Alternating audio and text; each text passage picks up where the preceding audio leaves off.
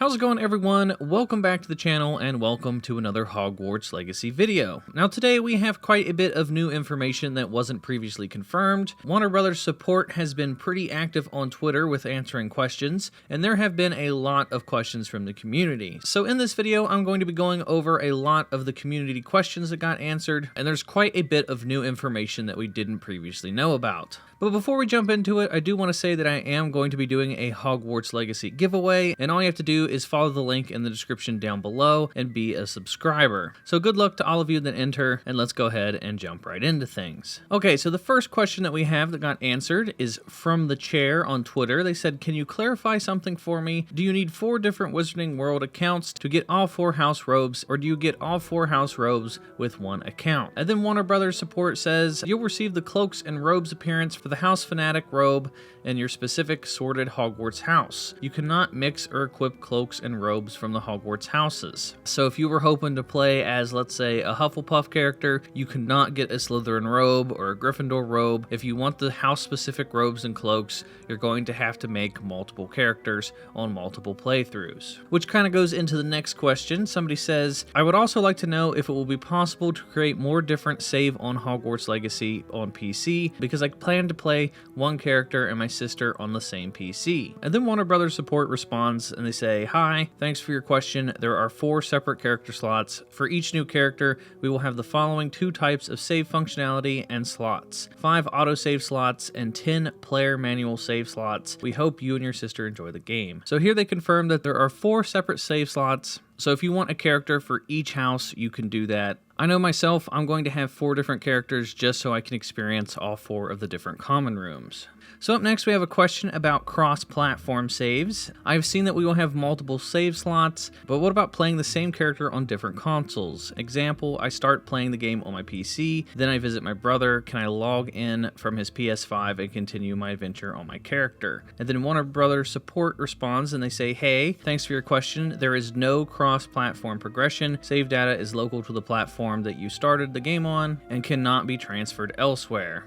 So unfortunately, if you had any plans of doing cross-save between PC and console, you cannot do that. So up next we have a question about the damage numbers that you see on screen during combat. Somebody said, hi, in the last Hogwarts Legacy gameplay stream, in the Dark Arts Arena, it showed damage counters to enemies when you attack them. Can this be turned off in settings? And then Warner Brothers responded saying, hello there are numerous UI settings that you can toggle to adjust the amount of these features shown on the screen. This includes damage numbers. We hope this clarifies things for you. Let us know if there's anything else that we can do to assist. So this confirms that you can turn off damage numbers. I know this is pretty mixed between most gamers. A lot of people absolutely hate seeing damage numbers. It kind of takes them out of the immersion, but some people like to test different builds and see what spells and what abilities do the most damage. So the fact that you can turn this on and off is a good change. Like if I'm ever testing builds for you guys to do a build video and find out what the best spells are, I can turn these numbers on, and then if I want to just relax and play and enjoy the game, I can go in the UI settings and turn this setting off. So that's pretty cool. So up next, they revealed the specs that you need if you're going to be playing on PC or console. Unfortunately, it looks like you're going to have a pretty beefy PC if you're going to want to play on ultra specs or ultra 4K.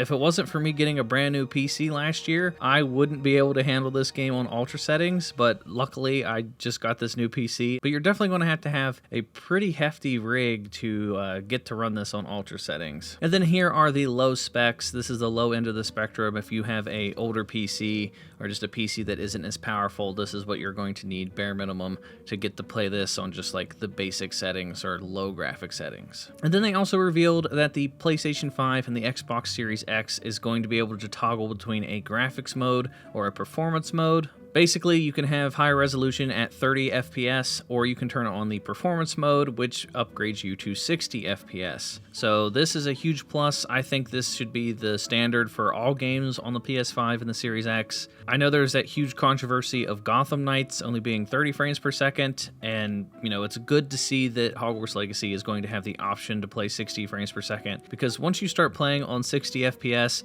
it's almost impossible to go back to 30 FPS. It's just, you can tell a night and day difference. So I'm glad they have this option, and I'm solely going to stick to 60 frames per second because I would much rather have a performance boost over some better looking graphics. So up next, we have a question that's pretty straightforward in regards to photo mode. They said, "Hi, will Hogwarts Legacy have a photo mode?" And then Warner Brothers responded saying, "Hi there, we appreciate your question regarding a photo mode. While we currently don't have any official information about that, we'd like you to please keep an eye on Hogwarts Legacy official social media pages for upcoming news and details. Thanks for your understanding." But the reason that this stands out to me, and the reason I'm including this, is if there wasn't going to be a photo mode, why would they even say this? This is kind of just a deflection of the question, and they're saying, hey, just keep an eye on social media.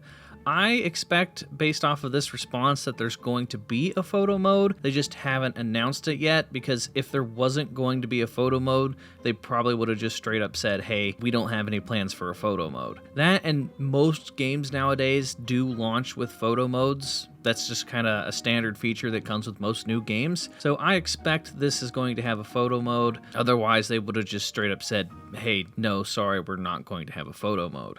Then somebody asked about ray tracing. Hey, could you answer this question? Will Hogwarts Legacy support ray tracing? And then they responded saying, thanks for your question. Ray tracing is supported for capable NVIDIA RTX and AMD RX hardware. And you'll find the ray trace settings under graphics, options, and settings. If you have any other questions, don't hesitate to tell us. So if you do have a high-end PC, you are able to turn on ray tracing, so that's pretty cool. And then we got confirmation on some of the different graphic settings that you're going to see in-game. Somebody said, can we disable the white contour on the enemy/item that we are selecting for extra immersion? And then they said, hey, thanks for reaching out about Hogwarts Legacy. Under graphics options in the settings menu, you'll see the option to choose between 4 different global quality presets or various other graphical settings. This includes things like texture, distance, and population quality. So they didn't specifically say that you can turn off the outlines for certain characters or objects, but we do know that there are different things in the graphic settings that you can tweak around with, like the texture and the distance and stuff. These are just going to be settings to help improve your performance if your PC is struggling a little bit, but hopefully there's a lot more settings once we actually get our hands on the game. And then up next, we have 2 new bits of information from some of the voice actresses that got to voice some of the characters in Hogwarts Legacy. So here we have one of the voice actresses confirming some of the different ways that you can be killed in the game. Here she says that she's very excited to announce that she's voicing one of the 2-player avatar voice options. And then towards the bottom she says, so get yourself a copy if you'd like to hear me getting fried by a dragon or falling off a broom